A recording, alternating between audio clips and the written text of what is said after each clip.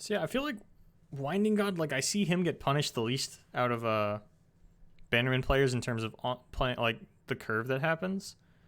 And I'd have to take a look at the deck list and see if like he is running like less clunky things in the later game. But like, I mean, I really just see him drawing the same cards that everybody else runs, right? Like Fiora, Fleet Feather. Like I don't think I've ever seen this man miss the first 2 turns. He'll pretty consistently miss one, but he never misses both.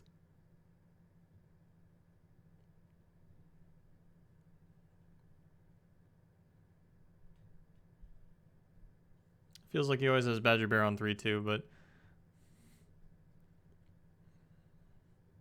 I mean, it's just Bannerman's a consistent deck, right? Like it is generally an anomaly when you miss the first 2 turns and don't have Badger Bear on 3. It just feels like we always see the anomaly, or the anomaly always happens to you kind of thing. Winding God's not immune to it.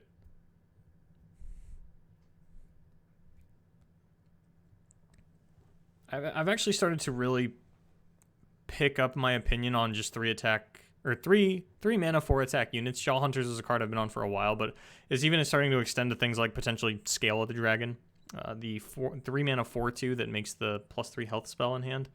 I think that's something that we might see pick up play as a response to the Badger Bear, but there is only a week left for the balance patch, and there aren't any major tournaments this weekend. I do believe Jamfest is returning. The online league series will be running again this weekend, so like those are the last tournaments pre balance changes, and then Duels of Runeterra, of course, will be back in 2 weeks with their 10th one. And hopefully I'll be casting that one again. Enjoyed myself a lot this weekend, the amount that I got to do.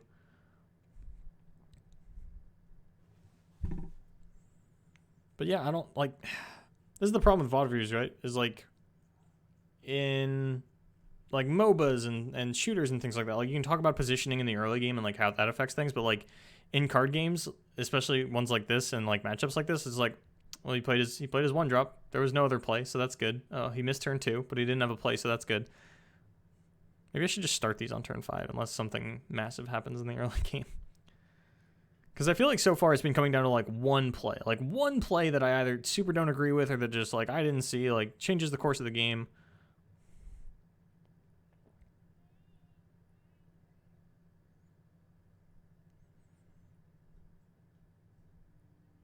But yeah, we see like Winding God throw out all the attacks. This is something that chat was talking about, where like Garen dies to Vile Feast here, but at that point, like, you know, you literally only die to Vile Feast. If I remember correctly, it's possible there was only 2 in XYotsuba's deck. I know they're in there. It's not like there are none. But like the damage that you get to push through with this Garen instead, like I think you have to play really greedy with Garens nowadays, and it's not even like really greedy, right? It's not like your Garen loses the game if he gets, you know, like if my opponent wants to throw 2 cards at my Garen with this body and that unit, like that's fine, man.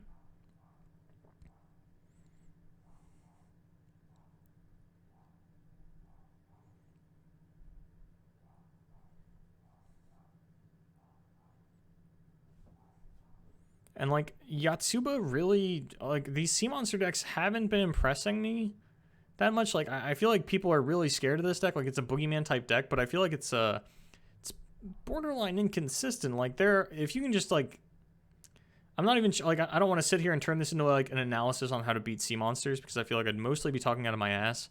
And a lot of it does come down to like whether or not they get jettisoned, how quickly they can get deep and things like that. But if like before they get deep, if they don't see like Abyssal Eye on 5, these decks just feel kind of mediocre.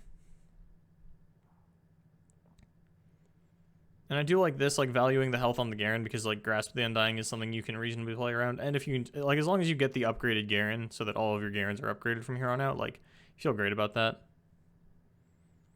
Even if it dies now, but you know your opponent doesn't have Vengeance, you know your opponent doesn't have Vile Feast. Like Winding God's just like racking up the reads on things my opponent doesn't have, and like they don't have Vengeance mana there, but they would have just played Vengeance instead of whatever else they played to tap them out of Vengeance mana. And like Bannerman comes down, this Garen's like damn near unkillable now.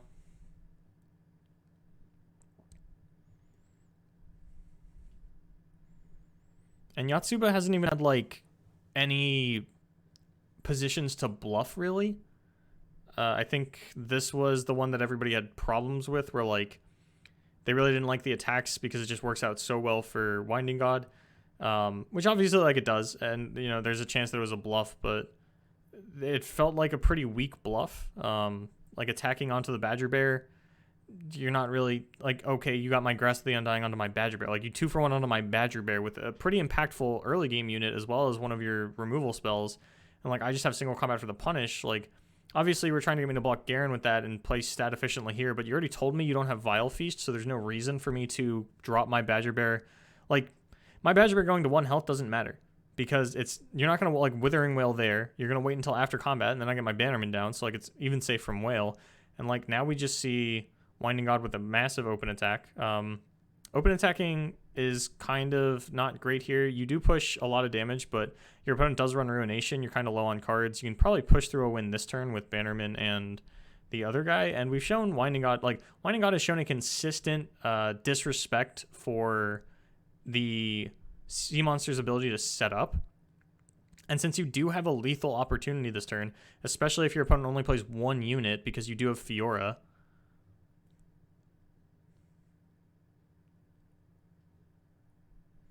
like, open attacking is fine, but I think you can get a lot more. And we consistently see the Sea Monsters players find themselves in this position on turn 7, where they're just 1 mana shy of the Ruination. Once again, I don't know if xYotsuba's running Ruination, but I think this Bannerman just like pushes infinitely more damage. And yeah, like, your opponent throws down this Nautilus. Like, their late game curve is so bad. Because they like gas out their early game so often, like, they're not holding on to their early game units to like drop out, right? They try to play them on curve early on. The chances of them having multiples of them stacked up later on is pretty unlikely. And we see Winding God once again just like not open attack against the Sea Monsters and get rewarded for it. So like, if there's anything to take away from this set and this top 4, especially in the way that Winding God's playing, it's that don't open attack against Sea Monsters. Their setup isn't actually that good in the mid game, so like, just, you know, punish them for that.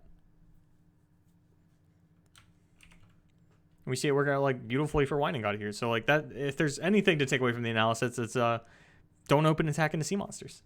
You know, they don't have a good setup. They don't have a good punish. You're gonna get rewarded for it. All right, so we do see the Freljord playing into the Sea Monsters now. I think this is a matchup that we had just seen him do okay in as well. He got a big Reckoning in that one, so it's possible he doesn't pop off as much here. We do see some of the more ineffective spells in his hand, so these are probably just going to, like, these Brittle Steels are really just going to be thrown out, like, as aggressively as possible. It's not often that, like, you don't really want to be softening up their bigger units into Brittle Steel range. You do just kind of want to fire it off for value trades early on. Like, Jaw Hunters is fucking primo Brittle Steel target. And I'm pretty sure, yeah, xYotsuba doesn't attack here, which is just kind of saying, I know you have Brittle Steel. I'd rather... It's always better to get Brittle Steeled on defense than Brittle Steels on combat, because you don't take as much damage. But there is no playing around it. This is like as effectively as you can play around it. You just preserve your life total a little bit better by not attacking. And because your opponent is, you know, Freljord Noxus, there's nothing that they're going to play that does 1 damage, so I think it's fine. Like, it's absolutely fine to just block with this instead of attacking with it. And if your opponent wants to attack with just their Avarosan Sentry, then like your Jaw Hunters is doing even better. But yeah, there's no way that like they actually do that. So I do think it was good not to attack there though. Just like knowing Brittle Steel is in the deck. I do think you block here every time though.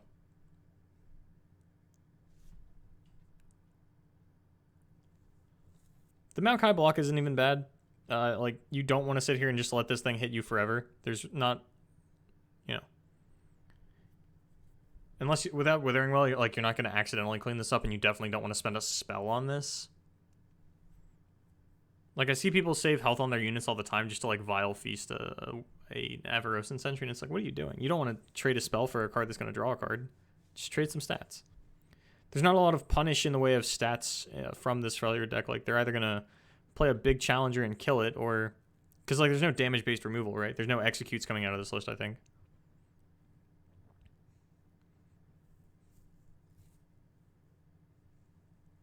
You generally get like 1 Maokai block and then you're done, so you might as well take it now.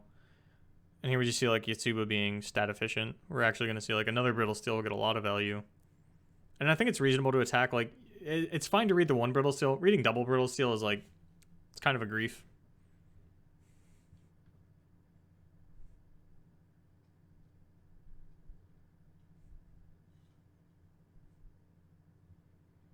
And this sets up the turn pretty well. Like, you get to play a Yeti here. If you top deck your other Yeti... Actually, if you draw your Yeti off of this, like, you're in a phenomenal position. You even get to like elixir around the Grasp of the Undying. Just feeling pretty good. And you still have mana to drop double Yeti, which I think there's like a 50% chance that Yeti's on top of deck. Yeah. I think it was 50.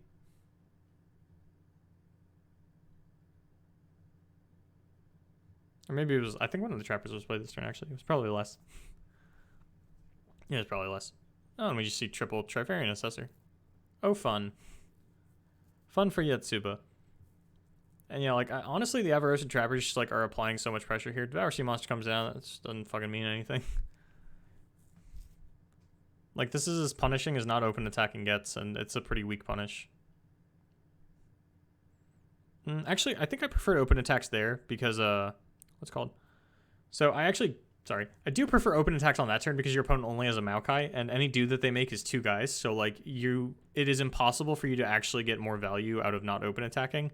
And you would have pushed through, I think, 16 damage. Your opponent would have had to block or would have come very close to having to block. I don't think it has an overall impact on the game, but, you know, it was... I do think the open attack... Like, that is one of the scenarios where open attacking is better. Just because you're not even winning the game that turn. Like, there's no way your opponent doesn't play a guy. Just specifically when they have Maokai out, I know that I just gave you this whole spiel about don't open attack versus sea monsters, play your cards. If they have Maokai as their only unit and you have 4 fucking guys on board, just attack.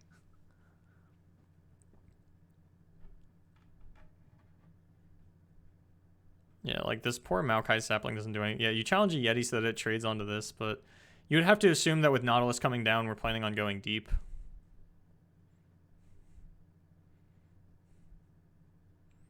I think we have Ash Lethal this turn.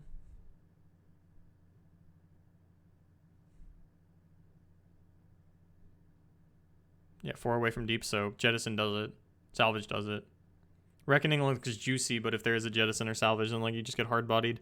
And as we're going to see at the end here, something actually funny comes up with that.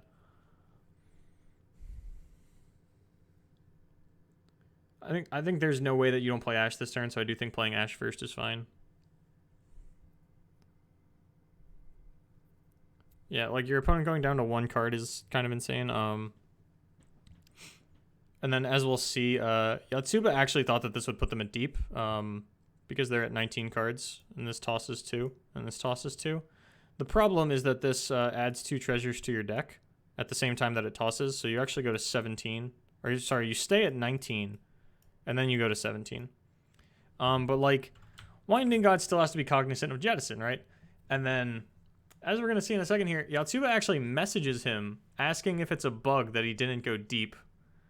The funny part is that, like, the clock is ticking. And even with the clock ticking, Winding God goes to answer the message.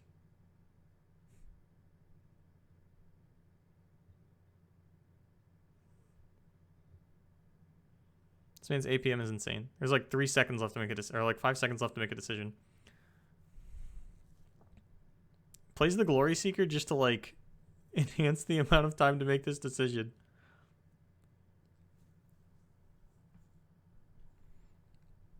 But yeah, and then there was like a lot of debate on whether like this is Yotsuba telling Winding God that he doesn't. There's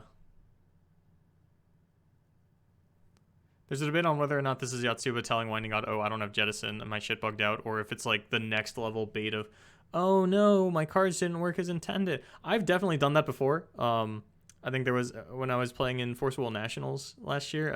One of my opponents, I like made a big deal about their top deck. Just like I mean, like a big deal for me is like a slight grunt and like a slight shift in my posture. And then I just like had the one answer in my deck and just like hard punish him for it. But like, you know, it's definitely like there is a mind game portion behind card games, and like if that is your best way to win a game, I highly encourage you to like play like that. And I think this Reckoning is actually even fine if we do go deep. It still kills 3. Sorry.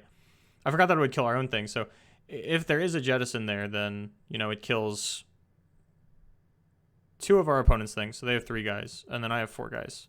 So I'm still pushing some damage. Like, obviously it's not great, but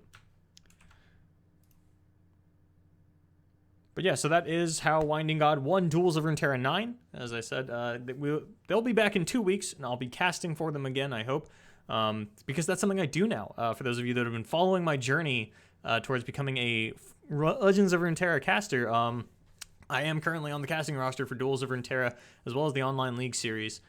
So I actually have tournaments firing off every weekend that I will be involved in. So if you want to check that out, just follow my social channels, because I'll be posting about them there, because it's not always going to be on my channel.